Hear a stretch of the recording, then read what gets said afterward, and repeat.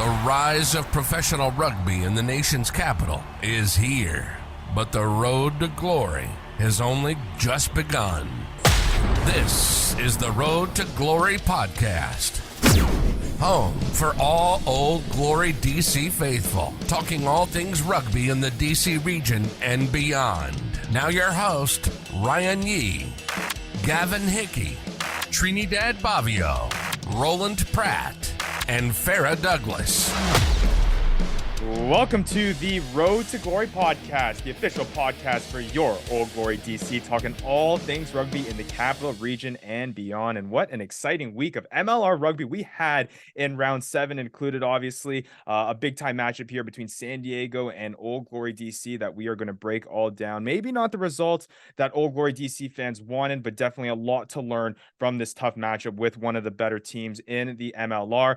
We've got a whole bunch of other stuff to break down too in this episode number 8 of the Road to Glory podcast. We're going to be joined by team manager Richard Merryman. He's a guy that has his hands in just about everything here with his Old Glory DC club and knows a thing or two about what's the goings on inside this club. So we're going to pick his brain in terms of the things that he's seeing on a day-to-day basis, the impact that he has on this squad, and learn more about this Old Glory DC team, which is going to be super exciting stuff. And of course, we're going to break down the week ahead for this Old Glory DC team, heading down to Georgia to take on Rugby Atlanta, and what is going to be a match that is going to have a whole bunch at the stake with how tight the Eastern Conference really is this so far in the season, and what everyone's waiting for, our prediction picks that has taken a little bit of a shakeup here after following round 7. Pretty interesting stuff. We'll wait to reveal that, but nonetheless, exciting round of rugby, guys. Like I said during while we were off air there. Maybe the results that we had predicted heading into this week, but maybe not the way that we got there. A whole bunch of really close matchups. Talk about a NOLA Gold team really taking it to a Seattle Seawolves squad that for a time being there, it sounded like that Seattle was really sweating their bid. May not have come out of New Orleans with that win, but nonetheless get a 1-point victory there. Dallas Jackals getting their first franchise victory this past week as well, and upset by the Utah Warriors. The list goes on and on and on. But for you guys, round 7, pretty exciting stuff. You know, all teams who played at home won, excuse me, except for one. And that was a big surprise. I mean, 35, 36, NOLA went down at home. You know, NOLA's an interesting one. You know, we beat them by 3 points. Sorry, we lost them by 3 points the week before. They've been up and down this season. And then to pull out a performance like that against arguably the best MLR team at the moment, Seattle. You know, was it Seattle didn't travel well? Was it NOLA being a little bit up and down like they have been? I find that result really interesting. I think NOLA's pretty good, though. I don't think that's that shocking being at home that they would, give Seattle at least some trouble. For me, the big one is Dallas, personally. I'm just delighted that those guys got off the schneid, as they say. So it's been 2 long years. It's been a lot of stories. It's been a lot of crazy happenings down there. I remember that a walkway collapsing and half their dang team last year got injured. Things that you would just not normal things that happen. And for everybody down there, congratulations. Now get back to work. Well, you could see the jubilation on the Dallas Jackals, or just like the sigh of relief. You know, it was just, you could tell that win meant so much. Just crying. And up in the box. But it's how it happened as well, guys. Is because Toronto had the ball, could have kicked for posts for a tie, which you could argue under the circumstances a result for Toronto would have been a draw there. But they kicked it to the corner, and Dallas were able to hold out, and a lot of passion there spewing over at the end for sure. But that was nice to see. I agree. And the news came quickly here to Argentina because there are a lot of players in that team, and they were so excited and they were truly happy. And as you were saying, a lot of surprising results. The one that we expected, everyone but one, the last week. No, but well, I'm really looking forward to talk about that match. But we're going to have an interesting weekend, the next one. Yeah, absolutely. What about Free Jacks losing to Utah? Yeah, definitely keeps the Eastern Conference interest there. that was a game that surprised me. Yeah. Utah, they just came out from that kickoff like thunder and lightning, and the Free Jacks, it took them so long before I felt like they realized what was happening to them. And they definitely came back in that second half, but Can we also suggest maybe that they were a little bit worn down because Dallas gave them everything they could handle the week before, and it may have just been a cumulative effect of some big games coming one after the other. They don't seem to be quite firing the way they were earlier, but I mean it's a long season and it just could be a slight dip for them. Nothing, I wouldn't be too concerned. It's that tight of a league now that there's true. definitely been there's like one of those results every week now where the underdog takes it. It's the sign of a very competitive league. This makes me really happy, by the way, that on any given day there could be an upset, and makes the games very worthwhile watching. Just that Free Jacks team, I think you take Josh Larson out of that pack. Oh, yeah. I think that changes everything. It's not, you don't build a team on one player, but he is a heartbeat of that pack. He's a line-out caller. He's the enforcer. He's a hard man. And I think you take him out. I think he might be the captain as well, right? You take him out, and I don't think their pack is as formidable as it is. So I think there's something, they're a strong team, obviously, but I think they're susceptible when Josh Larson's not playing. Well, to Roly's point, it definitely shook things up here in the Eastern Conference, and things are a whole lot tighter heading into round 8. But again, we're going to break that all down in the segments to come here about the matchups that is ahead for this Old Glory DC team. But we need to talk about the match that happened this past weekend as well, and talk about this 48-26 loss to the San Diego Legion at Snapdragon Stadium. I mean, at halftime, at least from a points perspective, pretty close, 17-12, sticking with it to a relative level, but then San Diego really rolling away with things. Guys, overall thoughts against this matchup? I know heading into the one, you guys weren't necessarily the most optimistic. It was going to be a tough battle against a San Diego League team. It was always going to be like that, but at least in terms of the performance and what Old Glory DC put out on the field, what is your kind of reaction around that? I think in general, I wasn't surprised by the results, but I think the scoreline probably doesn't give credit to the game that DC played. Like, they did come in and they played well. There arguably are things that they need to continue to kind of fine tune and crisp. And, I think Roly has talked about it in some previous podcasts, but one of the things that really kind of popped for me in this game is how undersized our pack is.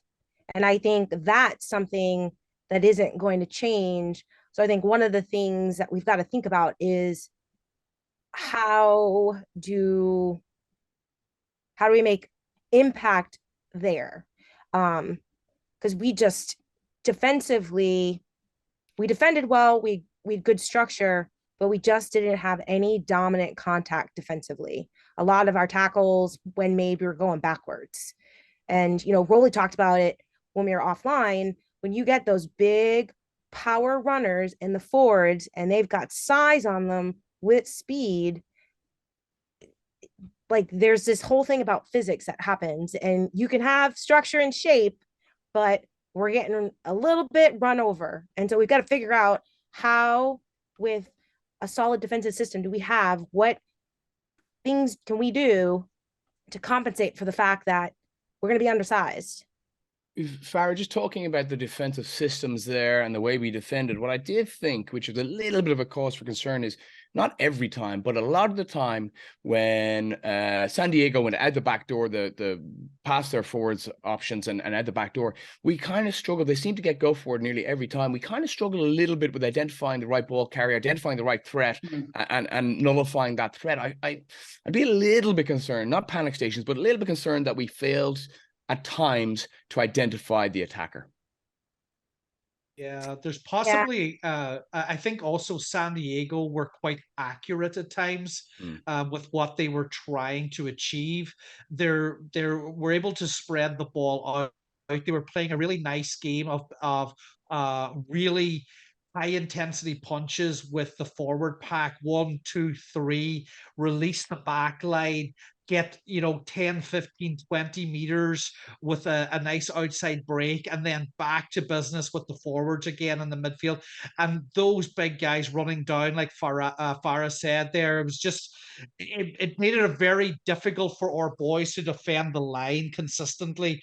And when it just felt like in the entire game, and there was two specific moments, one in the first half and definitely the first 10 minutes of the second half, where San Diego just decided to go up one more gear and we couldn't hold with them. And I think we played very well. I think that we did a lot of good things. I really like our line out. I love the way Bavaro goes up very, very quickly. We get that fast ball. I think our percentages have been excellent. I think Nick throws a really good ball. I think I'm hoping that we get more out of our. I was hoping we would get more out of our scrums, like from penalties and things like that. I'm a little disappointed that hasn't quite happened yet, but I am happy that at least we have enough to launch an attack from. Roly, on that point, sorry to interrupt you, but you're dead right. Launch an attack from the scrum. We scored a beautiful try off a scrum. Where Penny made that break, right? So I with you. Yeah, I listen, you're talking to a forward like Farrah as well, right? We want a penalty every scrum, right? Yeah. But as long as you set up that good attacking platform, which you can score from and launch attack from, then it's successful. I thought that was really, really good play by Old Glory. Yeah, Trinidad, just my last thought was, my only concern again was we had many times when we were inside the 22 and we've gone through multiple phases of lots of good clean ball, but it feels like to me that we run out of ideas after fourth or fifth phase. There's a lot of confusion around whose ball is it. A lot of it falls on Tito then to create some magic, and there's only so much magic in his right foot to be able to do everything. So we need to be consistently figure out what the next plan is of the attack and get more shape there. Yeah, no, I want to disagree, because I didn't like the game of Old Glory DC, but I think it's like a reality shock, the really different kind of teams that Old Glory DC and San Diego. San Diego is one step up. The physicality, the dynamic, the speed. They played so much faster than we do. And I remember that we said something the last show, that is, we are sometimes pretty predictable in the way that we play. In that try scored from the scrum, that was excellent, because it's something that we have never seen before, or just a few times. But San Diego Legion was one step ahead. And of course, if you have that forward pack and the backs have really good connection, it's everything that we lack, they have. And I think that maybe it's a fair result to see the difference that you have. And maybe it's okay, this is what we have to do, this is what we have to improve. And the game that Old Glory DC has next week is perfect to see if you are in the middle, if you are a little bit ahead. So I think it was fair. You're spot on with that, Trini. Listen, Roly, just what you said there about Tito creating magic out of his right boot. In fairness, it was his left foot that he stuck a big boot up. And he chased it. Very true. He chased it, and he chased it well. Now, the one thing on that, and I want to give a shout out to a certain person here, Mikey Teo had a shocker with that catch. But I will say this, I mean, I coached Mikey in high school and U20s and stuff at USA. He's an unbelievable player, formerly of Utah, formerly of San Diego. But I have to say, I mean, his performance, other than that drop kick, was outstanding. So we got players like Blair Cowan, Man Onu, and then of course Mikey Teo, who are getting you over that gain line and are able to finish those chances. It makes for a very, very hard day. But it was good to see Mikey have a bit of a shaky start, get us ahead. But then, in fairness, I was very happy for Mikey Teo to see him do the only mistake of the MVP, I might say. That's right. Yeah, it just goes to defy logic. The guy, everybody talks about like the guy's body type. You should just, it defies physics and logic that he can be so fast and agile and accurate with absolutely everything that he does. He's amazing. If someone said that's a hooker that you're looking at, and I'd be like, okay, that checks out. But when you say he's a fullback, funny you mention that, Roly. Funny you mention that, because there's a little known fact about Mikey Teo. In 2012, when the USA won the Under-20s Junior World Trophy, Mikey Teo played hooker. What? Oh, there you go. There you go. That. The best There you player. go. There you go. That is a great little nugget. Yeah, that's But funny. before Ryan wraps up, like, I think Trini hit something that's key that I think we can add into kind of like our fold for success as we're going forward. I think what's come up a lot of times in our conversations is this desire to see creativity out of our attack. And we don't have a lot of it in the midfield. Our centers are pretty predictable. I'd argue that we don't have a 12 and a 13. We have two 12s, because a 13 to me is a secondary playmaker, and I don't think we have a playmaker in our centers. But we also lack creativity in our forwards. Our forwards aren't playmaking, distributing forwards, and I think that was San Diego. Everyone on the field that had that jersey on could play a crash game, but they could play a playmaking game and distribution. So that allowed them to play fast. And when they had those power running, everyone around that ball carrier, as they drove forward, was an option, and they flooded gaps, which created all kinds of opportunity for offload and continuity. And because our defense got broken because we couldn't stop that momentum, that gave them those gaps to go through. So it was kind of like the perfect storm. And I'd like to see Old Glory add some creativity and create playmaking in more than just like the three players that we seem to continually count on. It's not just Tito and his foot, but we look to see that from our 9 and probably from our fullback too. Well, Farrah, though, you're talking about the forwards and the skills that San Diego possess, but is that individual skill lacking potentially for Old Glory, or is that the game plan? Good question. I don't have an 50, answer. 50. Yeah. But I mean, if it's lacking in individual skill, and if it's game plan, then I can hear Roly snickering.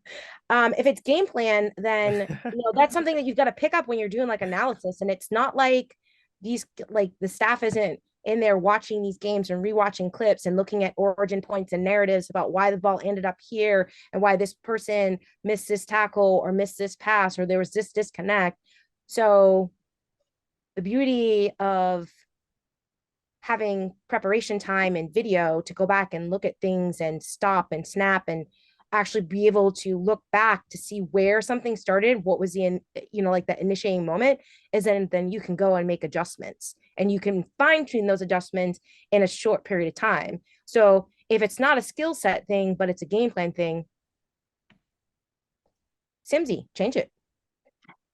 It's true. Yeah. Well, hey, I think that what we could all say here, though, is that heading into San Diego, it was going to be a tough test. It was going to be a mega challenge for this team to come back from the West Coast with the victory here. But I think there was a lot to learn from what I'm hearing from you guys, a lot to learn from this past matchup of taking on what we can all, I think, agree on is one of the best teams in the entire league right now, at least from a performance level. So I think this next upcoming week, when we go to Georgia here, when we take on what seems to be somewhat of a struggling Rugby Atlanta squad, I think there's going to be a lot to prove in this matchup. And of course, we're going to break that down and then discuss what we expect from this team, because again, this Eastern Conference, despite the results that Old Glory DC has just come short from in these past few weeks, they're right there. I mean, only 2 wins separate the bottom half of the Eastern Conference, as opposed to even the top now, with New England racking up that loss against Utah. So it's right in grasping reach. And I think moving forward, Old Glory DC has an opportunity to here,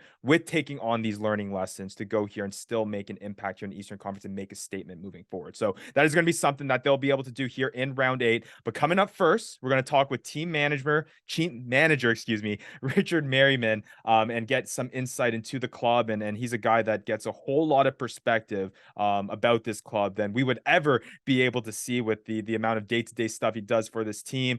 He's in the locker room, he's in there talking to all the players. We're going to chat with him about that and what his expectations are moving forward and what he's seeing with this squad, particularly compared to the squad that he was involved with last season. So it should be an interesting conversation there. But first, Old Glory DC is excited to welcome back our friends at the Supply Room, your business-to-business office supply vendor located in the Mid-Atlantic. Visit thesupplyroom.com to learn how to create a smarter office. We talked to Richard Merryman right after a short break here on the Road to Glory podcast.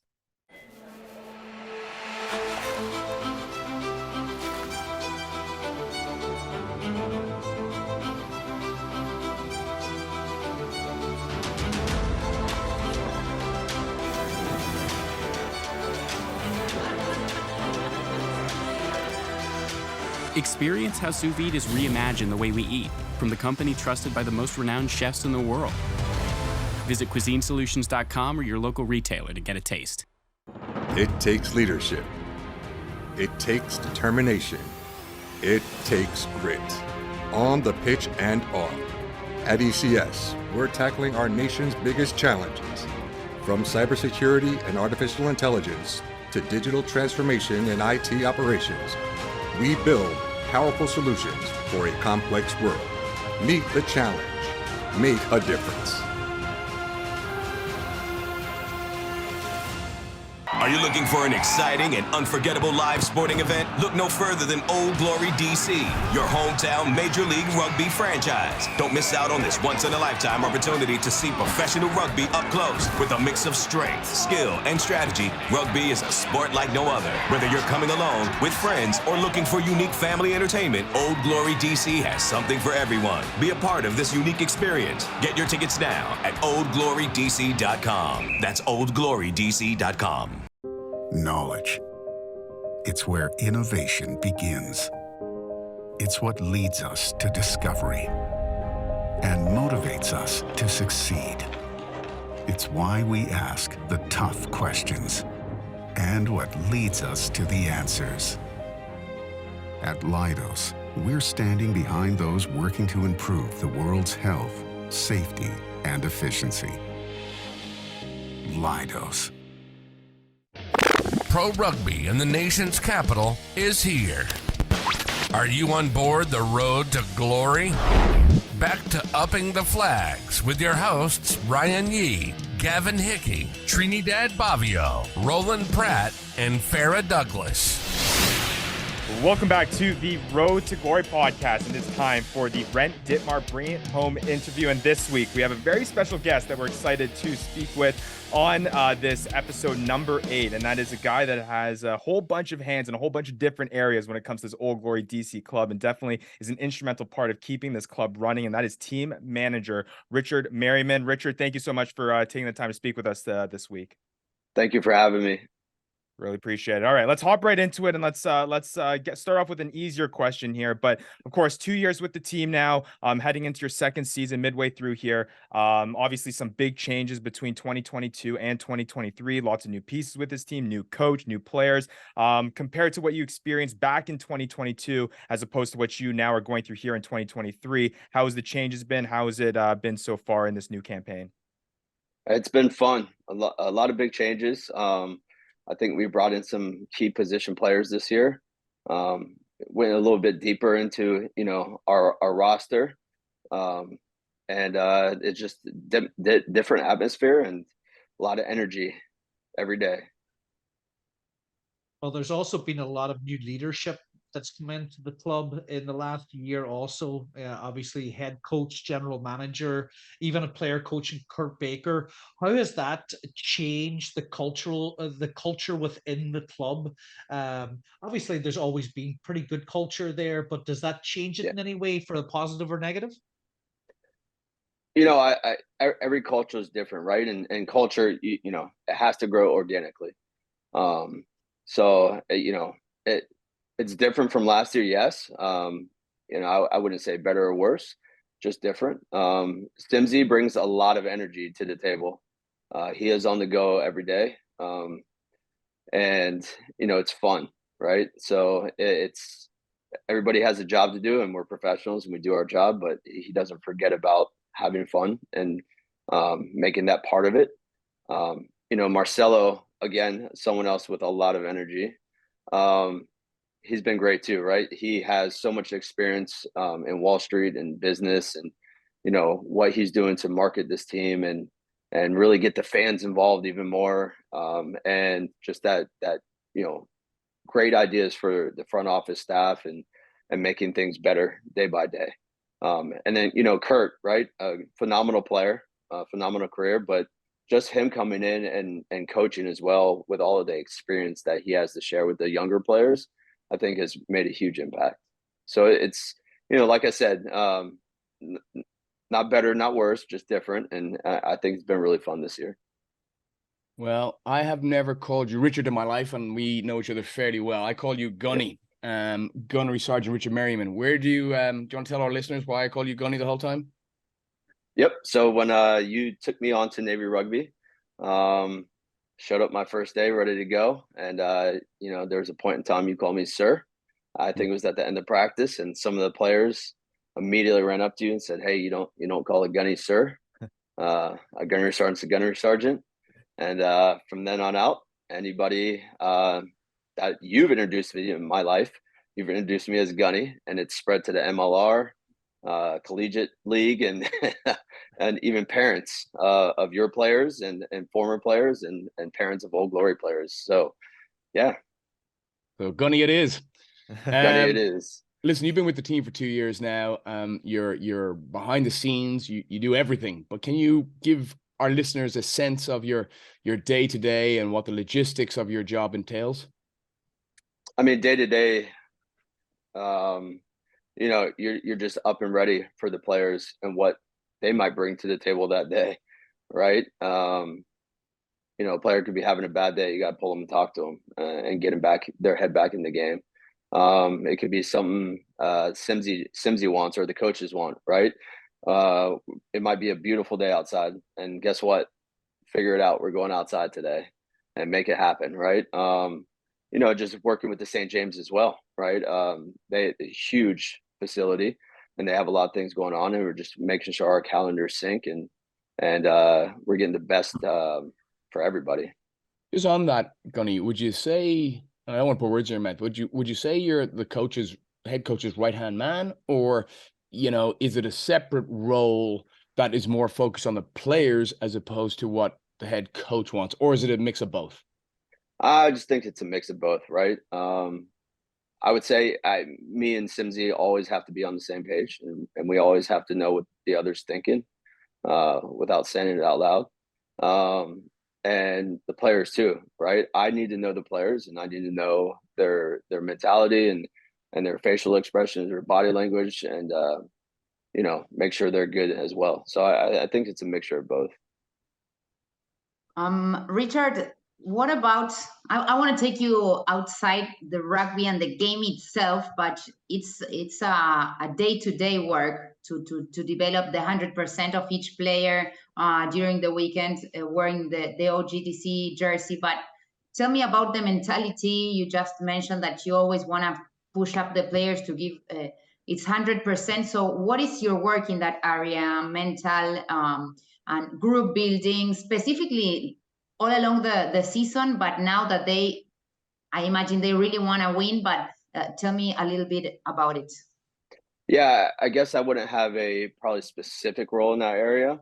However, military background, and I learned a lot of wonderful things from the military, and life experience in general, right? So whatever I can do to help a young player develop off the field, whether it's mentally or just helping them grow as a man, then I'll always be there to give my advice and give my failures too, right? And let them know where I failed and what mistakes not to make. So whatever I can do, and whoever needs me, I'm there for them, and just try to help out as best I can. So for those who don't know, your service to the military has been for over 2 decades for the Marine Corps.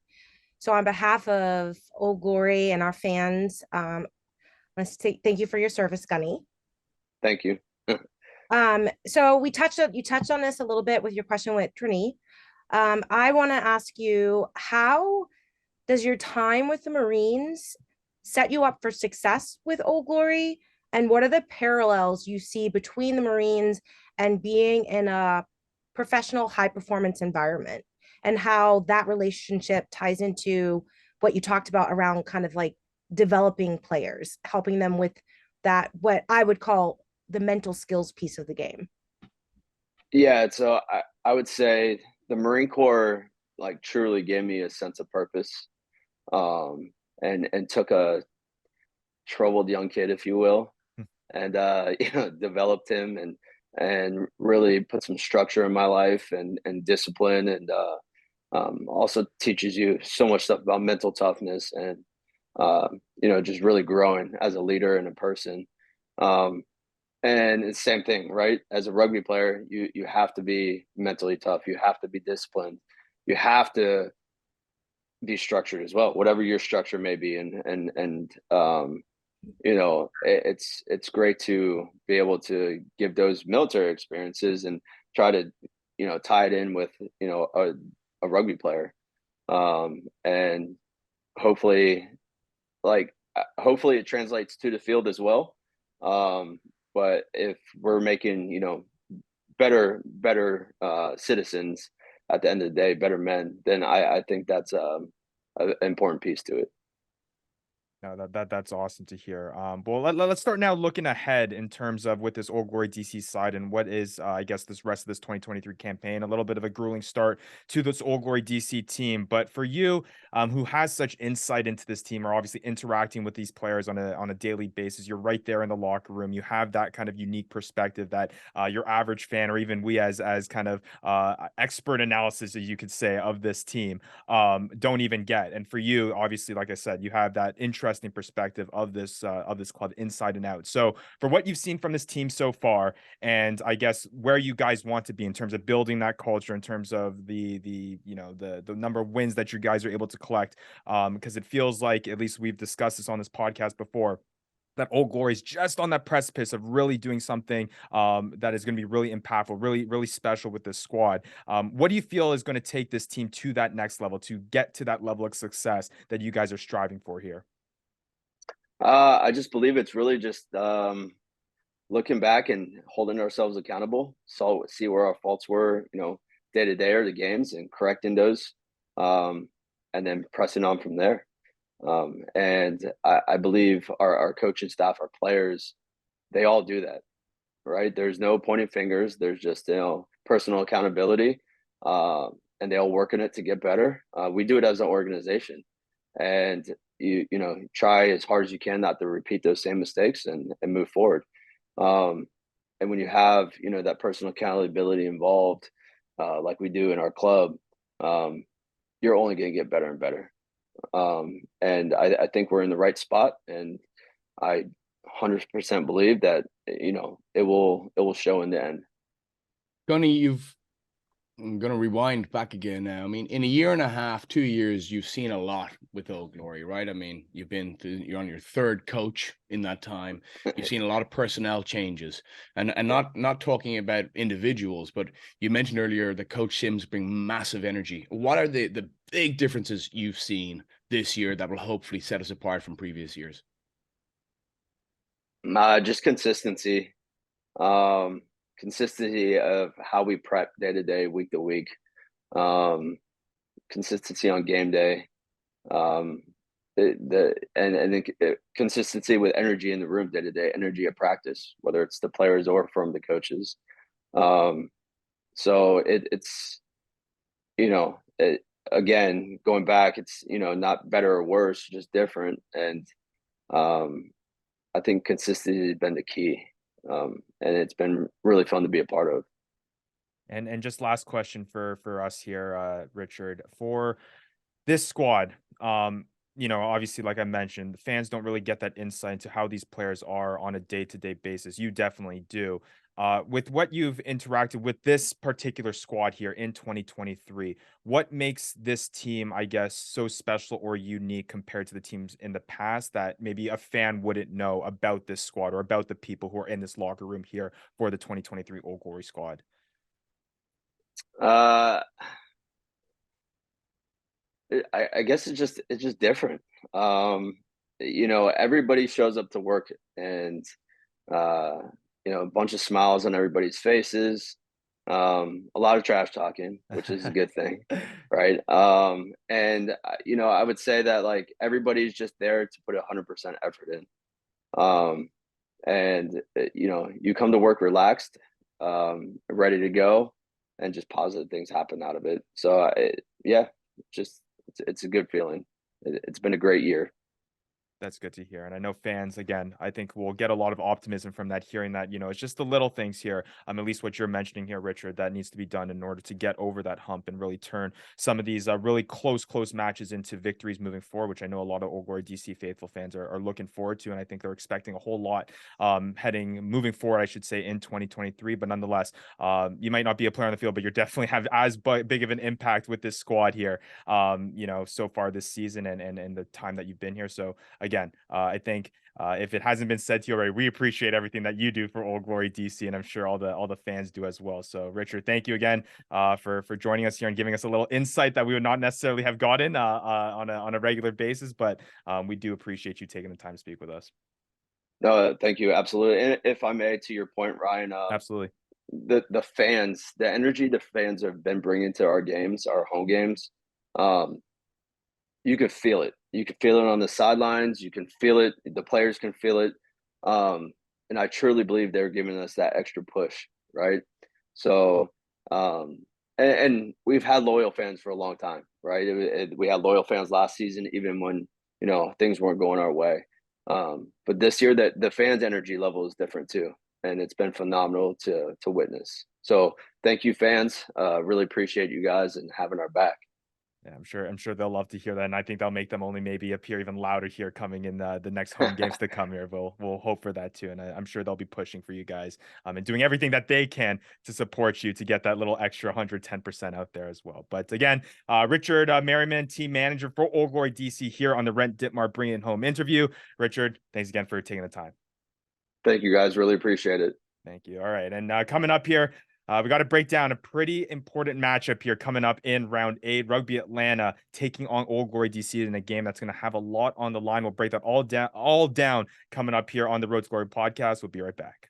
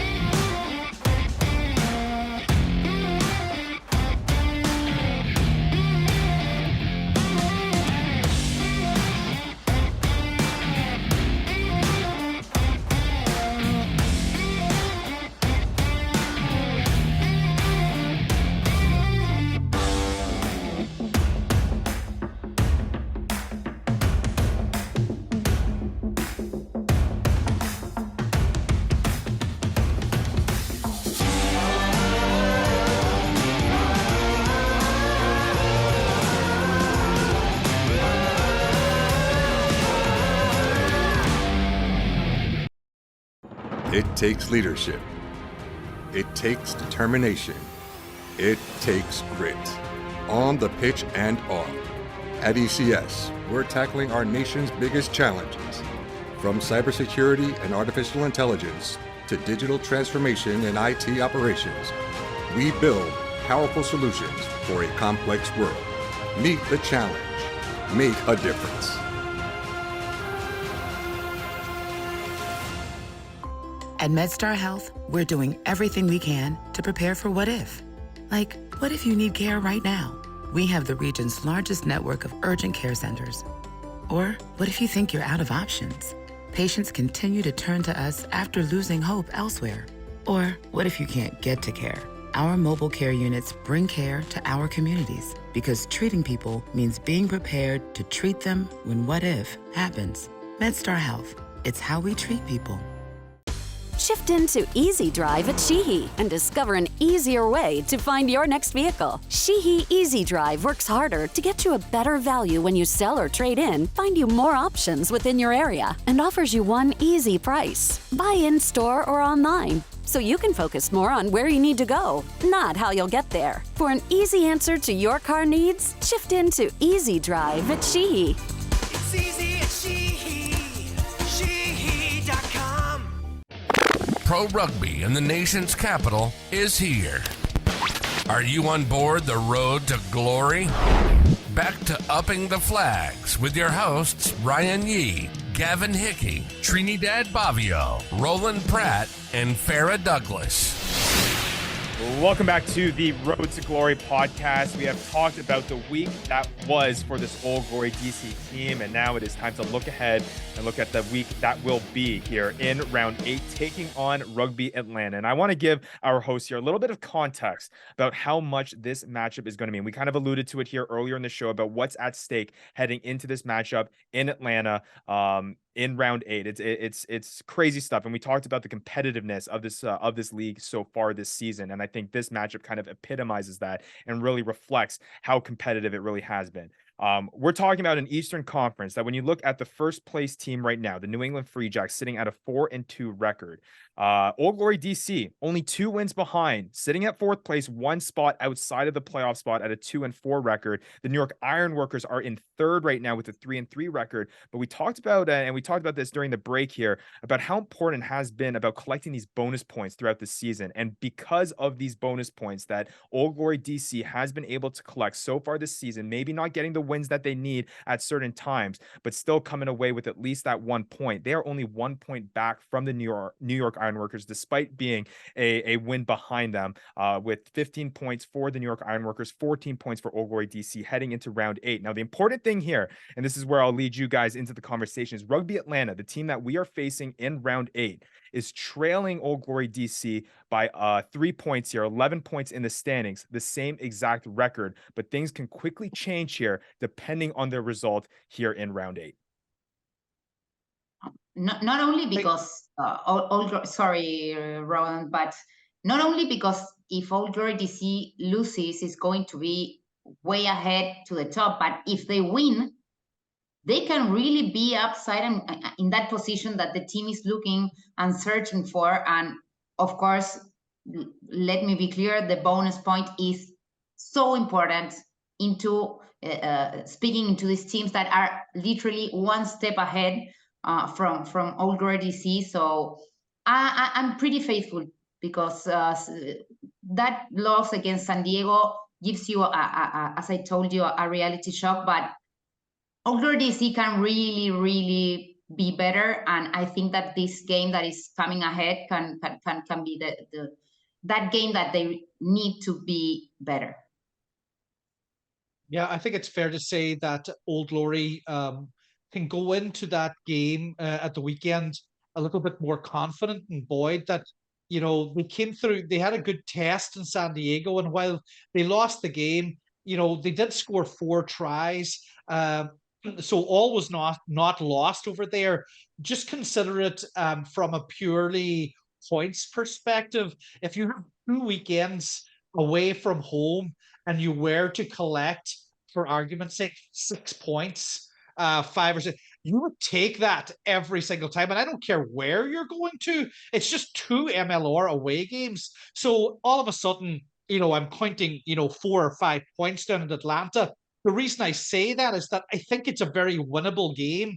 I think that we know Atlanta extremely well. We're very familiar with a lot of their players. And, you know, they've gotten a little bit older, in my opinion. And the pack, while it's still formidable, might not be the juggernaut that it once was. And the rolling maul, for instance, you know, I think other teams may be doing it slightly better now and have reinvented it just a little bit. I think they're, you know, stationary with what they've been doing. I think we can win this game, and I think that sets us up very, very nicely then for having New York coming back into DC. You're spot on with that, right? Just something I mentioned last week was 3 games. All right, the next 3, including San Diego, has just been a so vitally important because Trini, as you say, if we lose against Atlanta, then things start opening up a little bit. You go to San Diego, you score 4 tries, get a bonus point. It's not a bad result at all. You'll take that if you can win your next 2. Your next 2 is ATL, separates us from them. And then, as you say, Roly, New York. Now, if you could possibly get, 9, 10, maybe even 11 points, but even 9 points out of those 3 games, you're in a good spot. And one other thing, just about that bonus point, I think that shows significant growth from previous years. Last year, unfortunately, we lost a lot without a lot of bonus points. A couple of games we did. This year, if that's just losing a number of games we don't want to lose, but if we lose them, but we still take a bonus point, that in itself shows growth. So I think carrying on from last week, 1 point out of San Diego, 2 vital games, not overlooking Atlanta this weekend, but there is an eye on the horizon at New York. You get some points out of those 2 games, then you set yourself up. And I'll tell you what as well, if Old Glory can go down to Atlanta and come away with a win, every other team in our conference starts getting worried about Old Glory. No, that's a fair point. And just to add some context to that, NOLA Gold on bye this week. So there's ground to be made up there. The New York Ironworkers are taking on the struggling Toronto Arrows side, but the in caveat Canada. being in Canada, Toronto is returning north of the border for the first time this season. And we know how this Toronto Arrows squad looks different when they are playing at home. Obviously, it's a tall task for this Toronto Arrows squad, but I would not discount them playing at home and the advantage that's going to bring against what is a decently challenging New York Ironworkers squad to face. But NOLA Gold was able to come out with the upset win a few weeks ago. There's nothing that is stopping this Toronto Arrows team from doing that as well. So those are 2 big games that are going to have huge implication on the amount of, I guess, progress or space here that Old Glory DC is able to make up, which starts with a victory in Georgia against Rugby Atlanta. Ryan, you're spot on with that. Also, we have one last thing. There seems to be like a weekly upset also, right? Which is very important to consider. That we can't just calculate all these points imaginarily. I guarantee you, every single week from here on, we're going to see another one of these fantastical results that we never would have called. And I think those results, bold prediction here, are going to go to Toronto because they're at home. It changes everything. Going across a border, playing internationally, right? Any team that goes up to Toronto is going to find it tough. And the interesting thing is, who's up there this weekend? New York. And then the Free Jacks are up there next weekend. So the next 2 weeks are vital. Yeah. For that Free Jacks, ATL, New York, Old Glory, vital. And again, only two results really separate that 1 to 4 ranking there. So, but great for the East. I mean, when you look the at East really fun. Sorry, Roly. The point differential is so close. 16, 15, and 14 points. New York loses to Toronto. We beat Atlanta, and Nola's on a bye, so we're right into second. It's crazy. It's crazy to think about, but I think this next weekend is like momentum shift, game changer for not just Old Glory, but a lot of the teams. And like Roly talked about it, it's crazy how tightly contested most of, especially in the Eastern Conference, but every weekend, like games, they're being fought to the very, very last minute. And because points matter, even when teams aren't, it's clear they're not going to win, they're still battling until that final whistle is blown because points make a difference. So, you're always watching when they make the option to kick instead of taking the penalty point, like the timing of that, because at the final whistle, you go back and you reflect. And, there definitely have been some times where teams didn't take that penalty kick and it was within a kickable range and they've got great conversion kickers, but they decided to go for the try. Yeah. Line out, gets turned over.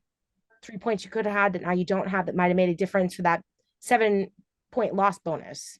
Just on that 1 point there, that's an interesting one, Farrah. Do you think Toronto, going back to a game we'd already spoken about, but do you think Toronto would be ruining their decision not to go for points to get 2 points for a draw, or at that stage, a difference of a point doesn't matter? They lose by less than 7, they get that 1 point.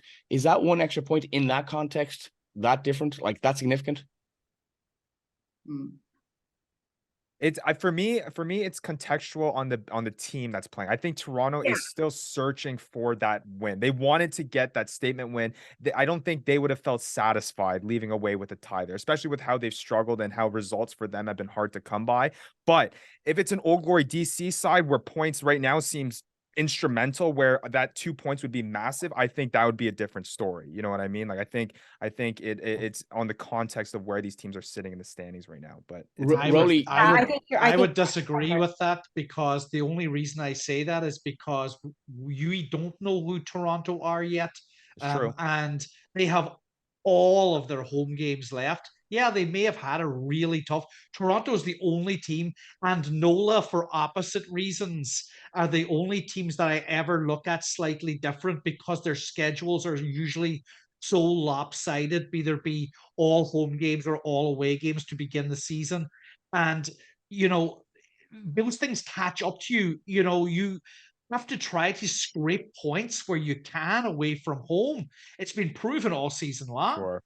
And then you go and then you make hay when you finally get back to your own bed, as they say, you know, and your own haven. I think it was a terrible decision. I think they should have taken that kick. Yeah. No, Yeah. it's arguments can be made on both sides, that's for sure. Yep.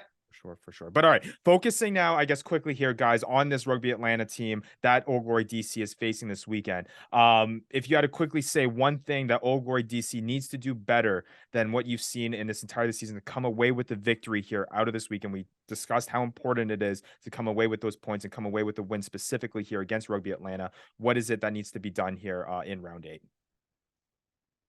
One thing that I've seen that it's repeating itself match after match, especially these last 2 or 3 matches, is that Old Glory gets to hit first, score a try, and automatically the other team and the opponent scores again. So we don't have that time, like, okay, we are in position of to continue with the power of the game. And also I would love to see more creativity in attack, and that connection that we were talking about between the forwards and the backs. And I was thinking that was in my mind some alternative with the 10-15 players, not to take Tito, because I think that Tito is the best, but what if he's not there? What are you going to do? But he's a key player, but I would love to see some things differently so that they don't depend on only one player. I'd like to see us utilize the scrum. Haha, imagine that. As an attacking platform. But I'd like to see creativity and the ability to play beyond 5 phases of attack. Yeah. You know, Trini, you mentioned there about Old Glory score first, and then we don't have time to settle, and then the opposition score. Even that itself is growth, because in previous years, Old Glory would have to dig themselves out of a hole in the first 30 minutes.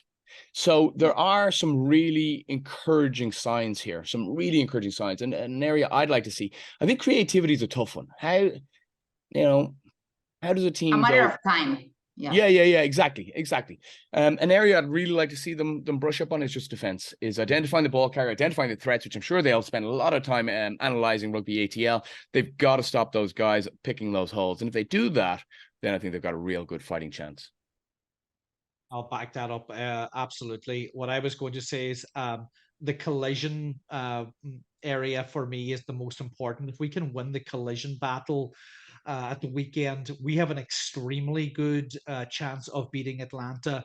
I feel that Atlanta are somewhat similar to us in that they're a little bit limited in their backline just right now. I think they're figuring out all of their pieces as well. And I definitely believe we have a better fly half. So I think that we can be in the correct areas of the field to score points. That is massively important to me, that we get down there, possibly get a 50-22 kick or something like that, penalties, any turnovers, get them into the corner, get that rolling maul, give Atlanta a dose of their own medicine of what they've always wanted to do to us, and then keep the pressure on all day long, double tackles, gang tackles, keep the pressure on the gain line all day long. I think we'll have a really good chance of winning that game. You're spot on with that, Roly. Pressure. I think in previous years, we've given Rugby ATL a lot of respect, and they deserved it. Finalists last year, right? But everything's changed. Everything in the league has changed. Rugby ATL have a very good coaching team, but they don't have Scott Lawrence, who brought them as head coach and GM to the final last year, who's now, coincidentally, the USA Rugby GM and head coach. But they're a different team. We're a different team. I think the respect piece goes out the window a little bit. Got to go down there and get stuck in from the get-go and expect to win. Yeah, absolutely. Definitely a different Rugby Atlanta squad than what we saw in 2021, who made that championship run for sure. So, yeah, I mean, the stakes are clear. We've explained them out clearly here, but now I guess it's time to figure out whether or not we believe that Old Glory DC can actually get it done. And we're going to do that here in a prediction segment. Keep it going. A little bit of a shakeup here from the past couple weeks here in the rankings. Some bold predictions that happened ahead of round 7 that has led to a little bit of movement here in our standings. We'll find out all about that after a short break here for a prediction segment that we know all of you have been waiting for. But first, the St. James is the premier sports, wellness, and entertainment destination in the country. A first-class training facility makes first-class teams. Old Glory DC is proud to call the St. James our official performance training partner. Be your best at the St. James. The Road to Glory podcast. We'll be right back. Are you looking for an exciting and unforgettable live sporting event? Look no further than Old Glory DC, your hometown Major League Rugby franchise. Don't miss out on this once-in-a-lifetime opportunity to see professional rugby up close. With a mix of strength, skill, and strategy, rugby is a sport like no other. Whether you're coming alone, with friends, or looking for unique family entertainment, Old Glory DC has something for everyone. Be a part of this unique experience. Get your tickets now at oldglorydc.com. That's oldglorydc.com. Knowledge. It's where innovation begins. It's what leads us to discovery and motivates us to succeed. It's why we ask the tough questions and what leads us to the answers. At Leidos, we're standing behind those working to improve the world's health, safety, and efficiency. Leidos. Pro Rugby in the nation's capital is here. Are you on board the road to glory? Back to upping the flags with your hosts Ryan Yee, Gavin Hickey, Trinidad Bavio, Roland Pratt, and Farrah Douglas. Welcome back to the Road to Glory podcast. We've broken down the game that we are going to see in round 8 against Rugby Atlanta. Now it is time to put our money where our mouths are and see who we think are actually going to be winning some of these big time matchups in round 8, and including that Rugby Atlanta Old Glory DC matchup that will be on the Rugby Network and airing on Masson this weekend. There will also be 2 other matchups that we'll be breaking down here. We got a big time matchup, Seattle taking on San Diego, and what should be an absolute thriller. 2 of the top teams in the Western Conference, Seattle at home, going to be a huge one. And then of course we also have the Toronto Arrows, New England Free Jacks, Rugby New York matchup.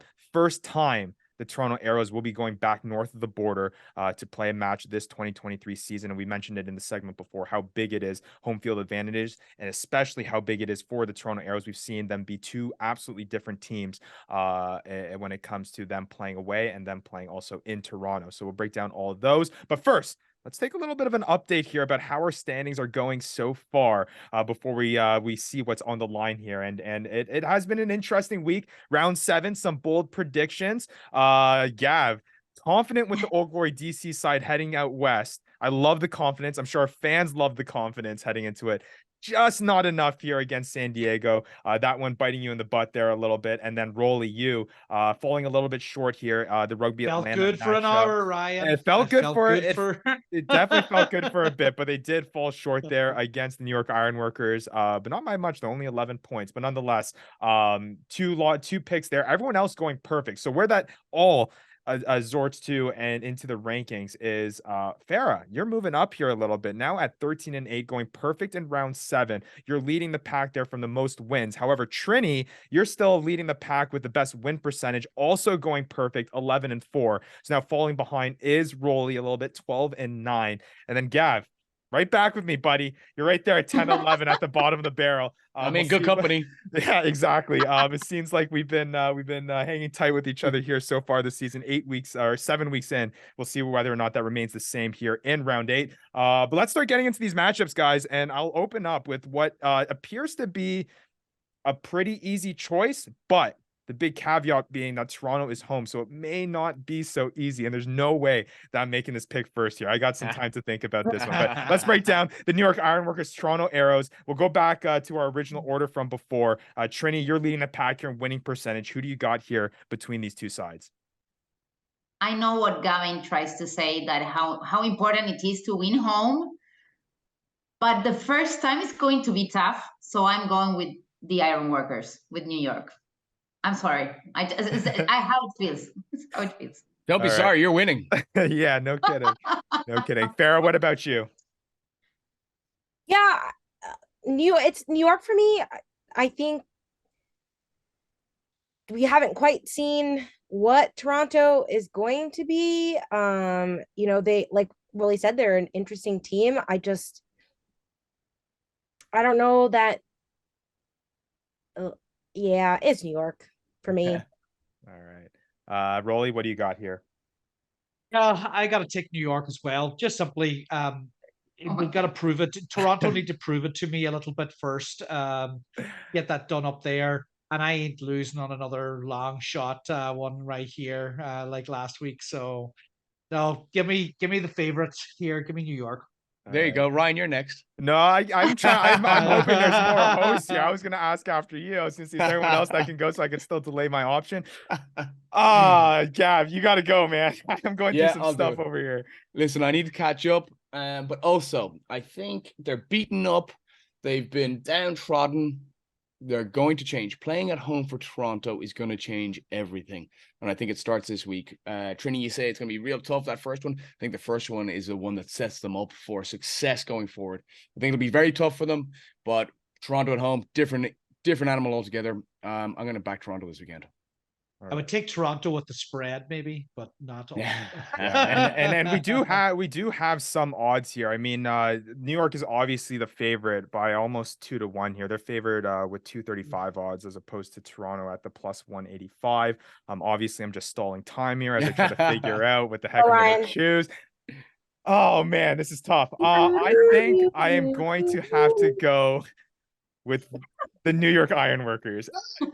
Canada, if you're listening to me, you can deport me. You can take away my citizenship if Toronto comes out with the victory here. But I have a bigger game to play here, and I have a chance to go above Gav here and get out of the bottom of the barrel here. So I'm going to take the New York Ironworkers in this one. I got to go with my gut, even though it pains me. It pains me to make that choose. That's the game I'll be watching close all weekend. I'll be screaming at the TV when Toronto wins. Now there's a whole, we're talking about things that are at stake. Now there's a whole lot more at stake here. All right, well, let's shift over to a bigger matchup here with Seattle and San Diego in terms of the standings and where these teams sit in the MLR. Seattle still undefeated, 6 wins, no losses. San Diego right behind them, 5 wins, 1 loss. But the interesting thing, both of these teams, 26 points in that they've collected so far this season. So they might have a difference in their record, but from a points perspective, they are the exact same with those bonus points and how important they are. So Trini,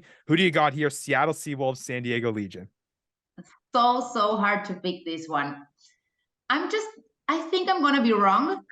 I'm going to choose Seattle just for the fact that they are playing at home. But I have this feeling that San Diego is going to win, but I'm still like when two teams are at the prime of their time in the tournament, I'm going to pick Seattle because they are playing at home. All right. Farrah, who do you have? San Diego. I like the way they play. They play fast, they offload, and they just Roly talked about it. They just have this capability of like shifting gears, and they go into hyperdrive and they just play so damn fast. And I think it's going to be a tough game. I think it's going to be a battle, but I think San Diego is going to come out on top. All right, Roly, who do you have? I want to take Seattle. They've been one of my favorite teams to watch all season. And I love their mixture of good quality defense, a really good attack. Rickard Hatting is having himself a great season again, back to form. There's a lot to like up there. They've really put things together. They have a good squad. Obviously, we've seen firsthand what San Diego can bring to the table, and that's a lot. But I think this is your Titanic. This is the MLR of matchup of all MLR matchups currently. Historically, San Diego, and Seattle has been the marquee matchup, and it's back to that type of billing again. In this one, for me right now, I'm going to stick with Seattle. They're the team that I like the most right now. All right, Gav, who you have? Well, when you were talking there, I did a little bit of research here, and I checked the weather. Check the weather. Oh, Now, important stuff. It's nice and sunny down in San Diego. Has been for a little while. Beautiful weather there when Old Glory played them. It's going to be nice all week. They're going up north to rain and 55 degrees on Saturday. I think that's going to suit Seattle better. Seattle are I think, a formidable team at home. Weather as well will have an impact. Seattle are going to win this one. Yeah, and to tell you guys who's favored in this matchup, and I feel like home field advantage has a little bit of a play in this as well. Seattle Seawolves sitting at minus 215 with their odds. San Diego plus 170. So obviously the odds makers like Seattle in this one.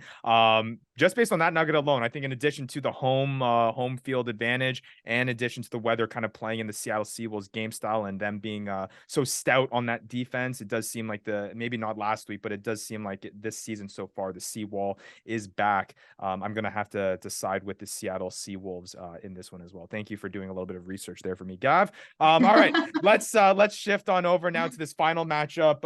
Again, we talked about how important this matchup is between Rugby Atlanta and Old Glory DC in Georgia here. Kickoff at 6 p.m. Eastern time on April 8th, airing on Masson, the Rugby Network. Should be an interesting one. Trini, who do you have in this high stakes matchup between these two sides? Old Glory. Easy said and done. All right, Farrah. Easy. Yeah. Same. Old Glory. All right, Roly. Yeah, I like our halfbacks, especially in this one. I'll take Old Glory. All right, Gav, round it out. He's taking the weather. I am actually. I am. Yeah, I am. Wondering meteorologist Gavin Hickey. No, I think I'm going to be a very bold prediction here. I think Old Glory are going to win with a bonus point. I don't think ATL are going to get a bonus point.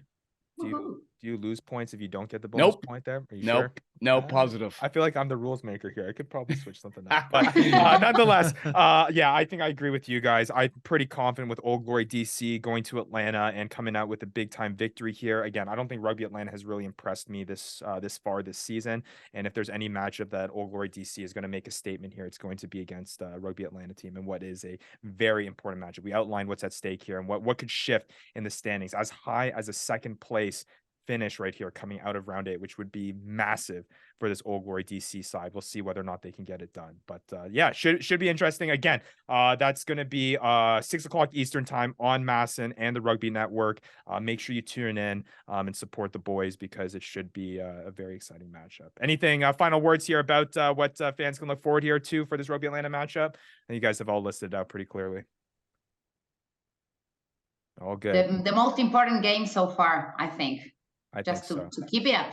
Yeah, I think you're right with that, Trini. I think this is actually, we say this every week, and we will say this next week and the week after, but this is the most important round. No one is going to believe us. I know, right? but the next 2 rounds are the most important of the season, just because 1, it's halfway, and 2, because things are so tight that if one team's able to pull away now, it could be quite hard for other teams to catch up. So, there's all to play for these next 2 rounds. For me, there's a fork in the road here, and I think the outlook of this season drastically changes based on the outcome of this match. And it may not be. I know we kid and say that every single week we go in here saying that it's the most important matchup, but I think this matchup has the biggest impact on the context of the season The big moving picture. forward. It's definitely going to have a big one. So you won't want to miss it. Again, 6 o'clock Eastern, Masson, the Rugby Man. We're going to be fun. We'll be back next week to break it all down here on the Road to Glory podcast. If you like what you're listening to, if you like what you're seeing on YouTube, give us a like, subscribe as well. We're available everywhere where you get your podcast. Share it, and make sure you're spreading the word about the Road to Glory podcast. It's been a lot of fun so far. It's hard to believe that we've done 2 months worth of stuff with this, and we'll keep it going for the fans as well. Well, for Roly, for Trini, for Farrah, for Gav, I'm Ryan Ian. We'll be back next week with more Road to Glory podcast. You've been listening to the Road to Glory podcast, your one-stop podcast for everything Old Glory DC and beyond. From expert team analysis to exclusive interviews and more, you'll always find it right here. We hope you've enjoyed the show. Make sure to like, rate, and review, and we'll be back soon. But in the meantime, find us on social media at Old Glory DC. Catch you next time on the Road to Glory podcast.